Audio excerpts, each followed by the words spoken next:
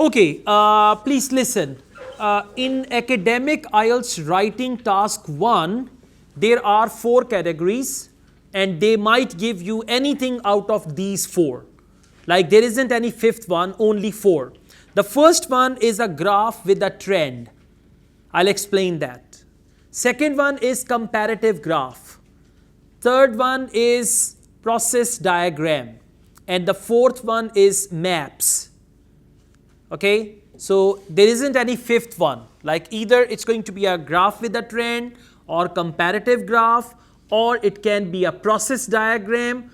Otherwise, it's going to be a map. Whenever there is a map, they give you 2 maps, right? Now, we are going to start with graph with a trend. Focus the word trend. Trend means how something fluctuates over time, right? How something changes over time, we call it a trend. Now just keep in mind, just keep in mind, whenever there is a graph with a trend, they will give you time period. Exactly this book, page 79. But what I'm explaining now, it's not in the book. I'm explaining on my own, right?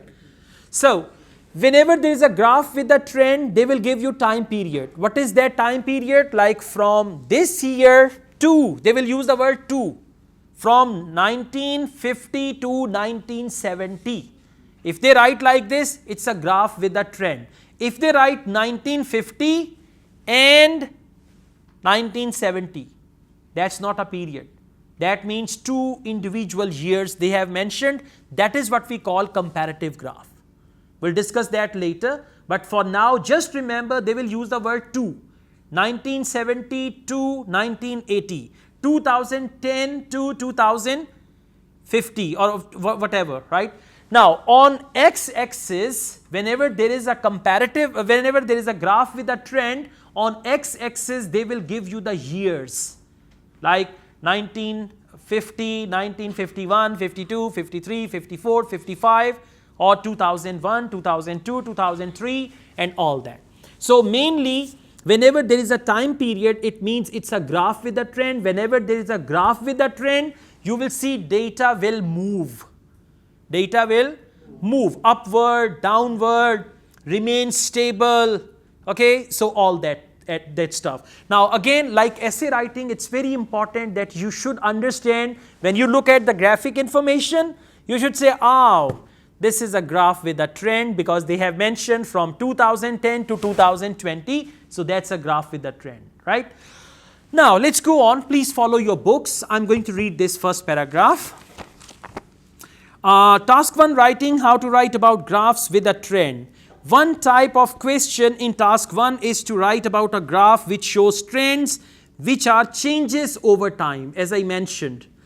You can be asked to write about different types of graphs such as line graph, pie chart, tables or bar charts. Now in graph with a trend, there can be a line graph, there can be a pie chart, there can be a table, there can be a bar chart as well. For graph with a trend, you will see a time period in the title of the graph. For example, the annual earnings of 3 bakeries in London 2000-2010. Hyphen means 2. From 2000 to 2010, there is a graph with a trend. So far so good. Now at least you understand what is a graph with a trend, and whenever there is a graph with a trend, data will be still.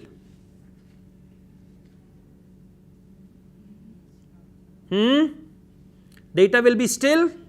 No. Data will be moving. It will not be static, right? Upward trends, downward trends, remain stable and all that, because the data is going to flow from one year to the last year, the first year to the last year which they give you. Okay, now when you write a report, just remember there are 3 parts of the report. Part 1 is called introduction. Part 2 is called overview. And part 3 is called body of the report. When you write overview, you don't write any conclusion. You don't need to write any conclusion. What you write in the overview, that is the conclusion actually. So it's introduction, overview and body. And now today we are going to learn how to write introduction, a very simple way of writing introduction, how to write overview, and how to write the body of that report.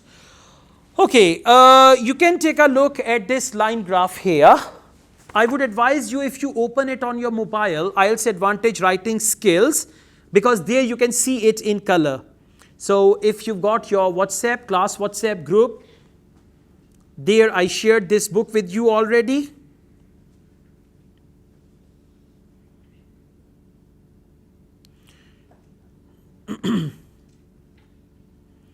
I try to share it again.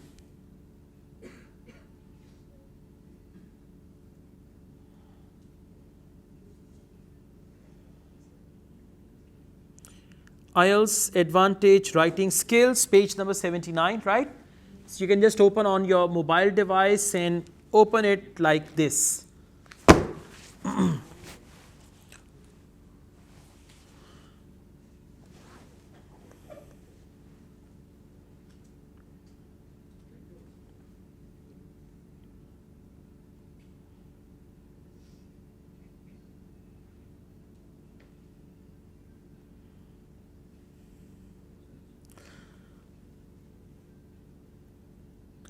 All right, there we are, this one, this line graph, where there is one blue line, one red line, one green line, and all that, okay? Hold your mobile like this, and then you can understand it better. Not vertically, horizontally. The graph shows data. I'm reading it, or if you want to follow it from the book, you can do that, because in book it's all black and white, so over here it's in color. The graph shows data about the annual earnings of 3 bakeries in London 2000 to 2010. So from 2000 to 2010, we understand it's a graph with a trend, exactly. Summarize the information by selecting and reporting the main features. Now, if you take a look, green line is for which bakery? Can you tell me? Green line is for which bakery? For Bernie's Buns. Blue line is for Lovely Loaves. And red line is for red line, Robbie's Bakery. Bakery, not bakery, bakery. Okay? And can you see the years on x-axis? And even if they put the years on y-axis, that doesn't make any difference. Years over there, and then the numbers here, so that's even fine. Okay, what do you see on y-axis from 0 to 120,000? What is that? Yearly income. And which currency? Pounds. There is the pound sign here. So from 0 to 120,000, that is the income. Now, can you tell me in 2000, which is the most popular bakery? The blue line. Which bakery is that?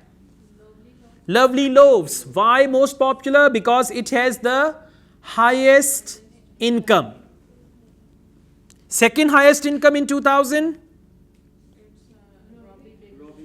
Robbie's Bakery. And third highest in 2000? Bernie's Buns. Okay. Now, can someone tell me which bakery has got the declining trend of sales? Lovely Loaves, the blue one, right? The blue one is having declining sales, right? And the other two bakeries, their sales is increasing. So at the end of the time in 2010, which is the most popular bakery? Robbie's Bakers, right? So these type of things you have to observe, analyze, convert them into sentences, and write a report for that. Now, I want you all to stay on it, on your mobile, and on the book, we are going to learn how to write your introduction. Then when I read the sample report, you will take a look at this, and then I'll read this from there. Now, all of you, please come to page number 80. Now, follow your books, the printed ones.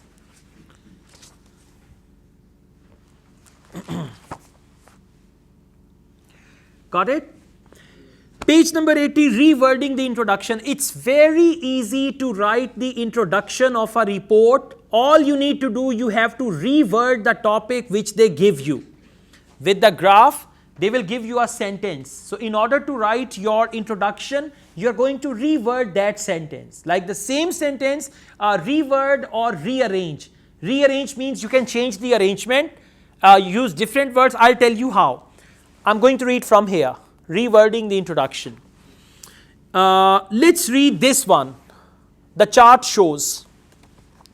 The chart shows information about visitors to Australia 2000 to 2008. Now just imagine this is written in the question on your question paper. We have to reword it, right? Now look, chart. For chart, if that is the bar chart, we can use the word bar graph. If that is the line one, we can use the word line graph. Okay, so we will reword the word chart into graph or line graph and all that. Next word is shows. For shows, we can use the word illustrates, right? Then next word is information. For information, we can use the word details. Next one is visitors. For visitors, we can use the word number of people who visited Australia. Visitors. And for Australia, can we reword Australia? No. Yeah, we can write New Zealand. We can't reword Australia, right? It's going to be as it is. And then 2000 to 2008. So you can write over an 8-year period between 2000 and 2008. So this is what you're going to do with your first paragraph, which is called introduction. Is that clear? Now I'm going to tell you how. Look, please come to number 1, and below number 1 there is another number 1. Okay, there must be a pencil in your hand. The graph shows information about how many people visited, fill in the blank, how many people visited Australia over an 8-year period between 2000 and 2008, the end. This is your first paragraph, right? Let's go on. The second way of writing the same, number 2. The graph illustrates data about the number of people who visited Australia over an 8-year period between 2000 and 2008. Now let's do the next one together.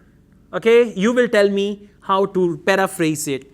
Complete these 2 rewrites of the topic. Car sales in the USA 2000 to 2010. Number 1. The graph shows information about how many cars were sold, passive voice. How many cars were sold in the USA over a, no, not 8, over a 10-year period between 2000 and 2010. Huh? Is that okay? Let's go on. Number 2. The graph illustrates data. Now the words you should learn. And I have already shared a very good handout that contains this type of vocabulary for academic writing task 1. You should go through that. I'll share it again, right? So the graph illustrates data about the number of cars which were sold in the USA over a 10-year period between 2000 and 2010. Okay, that's good. Now we are here, right? Very important grammatical thing I want to teach you. If the topic is about an uncountable noun. Now, do you know nouns are uncountable and countable? So, countable nouns are those which cannot be counted, and uncountable nouns are those which can be counted. Just wanted to check the response. No response, huh?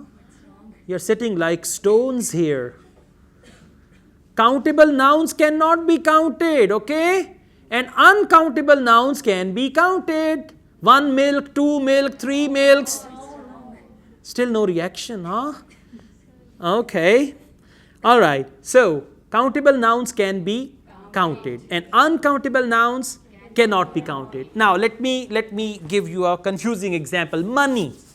Countable. Uncountable. Madam, very confident one you are, huh?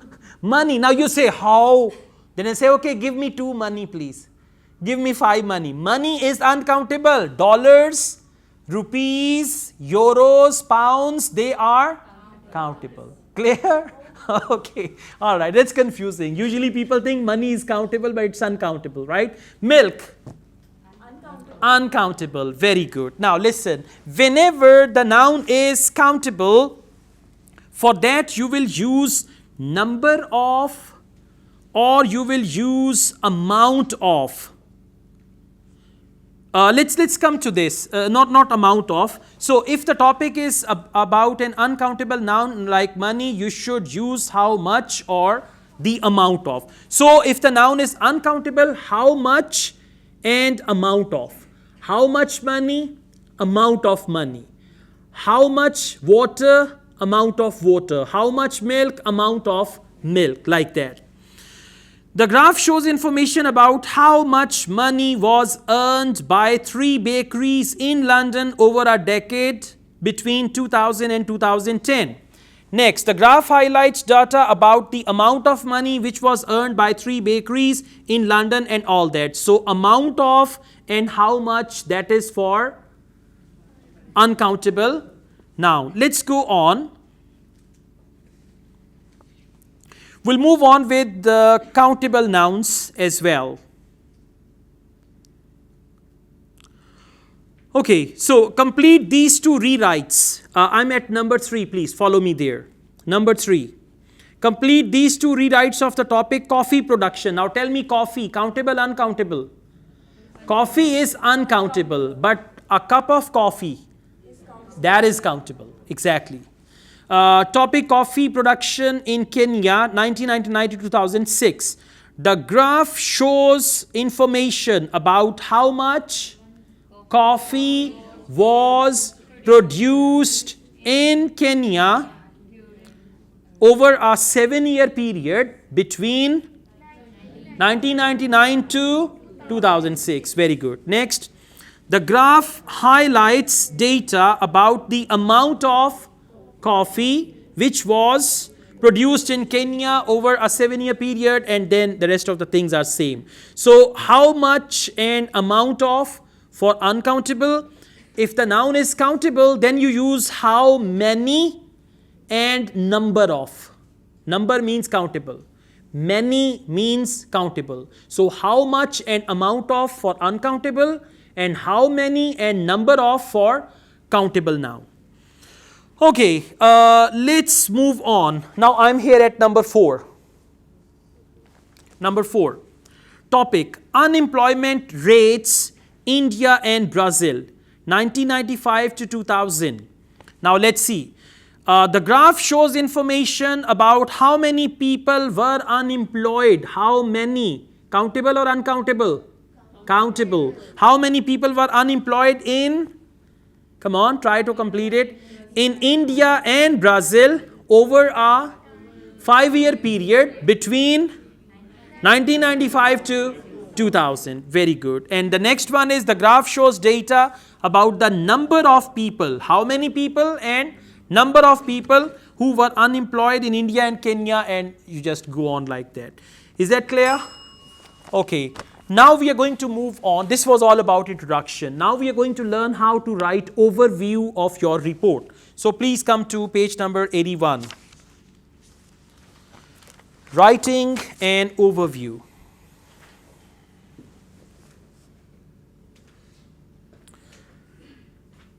There is a warning. In overview, do not use any numbers. You can use the year, but don't use any value, any number like price was this, number was this, and all that. Let's just do it. In paragraph 2, I'm reading from top. In paragraph 2 of your task 1 answer, you need to write a general overview of the main trends. Now they use the word main trends and most important information in the graph.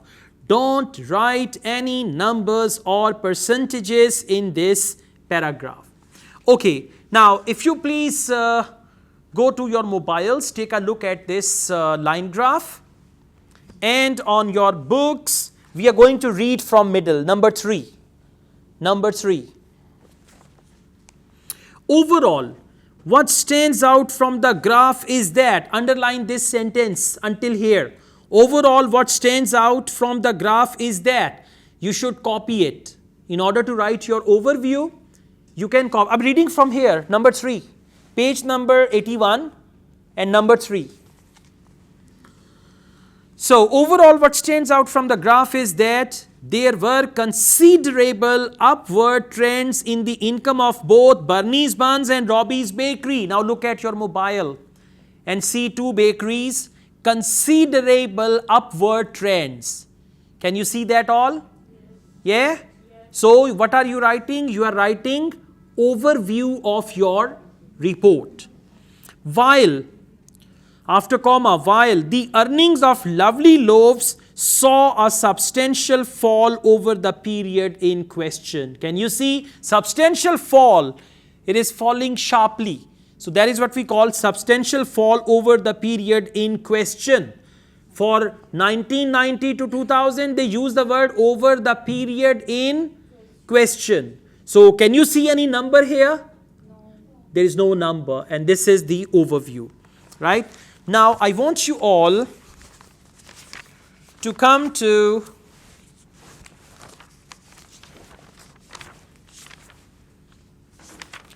page number 84, and as you are on page number 84, you can put your mobile on the book like this, right? So that you could see the line graph and what I read there. You should be able to see both. Okay, now I'm going to go through first paragraph. The graph shows information about the amount of money. Why amount of money? Money is uncountable, right? Which was earned by 3 bakeries in London over a 10-year period between 2000 and 2010. This is introduction. Next, overview. Now let's take a closer look. Overall, what stands out from the graph is that, and I told you that you can copy this sentence until here. There were considerable upward trends in the income of both Bernie's Buns and Robbie's Bakery, while the earnings of Lovely Loaves saw a considerable fall over the period in question. Now, there is another other sentence which you will write in your introduction. In your overview. Another interesting point is that, copy this as well, underline it. For your overview, this is very good. Another interesting point is that Lovely Loaves was the most popular bakery in 2000, but in 2010, Robbie's Bakery earned more money than the others. So when the time period started, most popular bakery, and when the time period finished, most popular bakery. You can write the years, but you should not write any values like 120,000 pounds, 400 pounds and all that. Is this clear? After this, we have body of your report. In the body of the report, you will start writing with the most important trend. What is most important trend? The highest increment, right? Then the second highest increment. And then you can write about contrasting trend. What is contrasting one? The one that is falling, right? So in this case, you can see, first we will write about the red one. Agreed? Yes. The red one is Robbie's Bakery, right? After this, we should write about the green one. That is Bernie's Buns. And then we should write about the blue one in contrast. So for red and green, we will write the same paragraph, and for blue, we will write a separate paragraph because that is a contrast. Anyways, in this report, they have written first about the green one, then about red one and all that. Let's take a look. Looking at the details, so you can copy this sentence also, underline it. Looking at the details, whenever you start the body of your report, you can write this. Looking at the details as regards Bernie's Buns. Now please follow the green line. Bernie's Buns. Income started at 20,000. Take a look. 20,000 in 2000. Can you see? Yes. Comma. Then there was a little fluctuation over the next 3 years. Follow that. Next 3 years from 2000 to 2001, 2002 and all that. At which point it leveled off. Until 2003, yeah, at which point it leveled off. Level off means to remain constant, to stay at one point. Leveled off at just under 40,000 until 2006. Then the figure means this amount. You are using the word figure for that. Then the figure went up significantly. Can you see that? Yeah, figure went up significantly, finishing at around 65,000. We use the word around, approximately, almost. 65,000 in 2010. Is that clear? Now we will write about second line. The second line is actually the red one. If we look at Robbie's Bakery, the trend was similar. Why similar? Because both trends are upward trends. Having remained stable at approximately 55,000 pounds in the first half of the decade. What does that mean? First half of the decade. That means 5 years. Exactly. First half of the decade. Income then rose sharply. Can you see after that? Income rose sharply. Sharply means swiftly. Reaching nearly 100,000 pounds in 2008. Can you see that? There was then a gradual rise to around 105,000 pounds in 2010. So two trends we have described very well. Now the third one is a downward trend. So by contrast, is that clear? Yes. By contrast, the income of Lovely Loaves went in the opposite direction. Opposite direction means the first two bakeries sales was increasing and now this one is going in the opposite direction. Takings. The word takings is for income. Rewording. Takings fluctuated around 90,000 pounds until 2004. After that, despite falling sharply to just over 40,000, you can say despite falling sharply to just over 40,000 in 2008, the figure then leveled off. Level off means to remain at the same point in the last 2 years, right? So this is how you write. And by the way, these years are past. Now listen carefully. Whenever you are writing a report on a graph with a trend, if the years are past, you will use past tense. If the years are past and present, then for present you will use present, but mainly they give you the past years. So you will use past tense for that. Okay? All right. Now, note down some page numbers. You should read them. Page number 79 until page number 89. So from 79 to 89, read every word carefully, right? And I'll share some videos I made on this in our class WhatsApp group. So you can go through those videos, but otherwise you can read it on your own. Things are self-explanatory. Yes, if there are any exercises, the answers are given at the end of the book. So you can easily check your answers, right? Okay.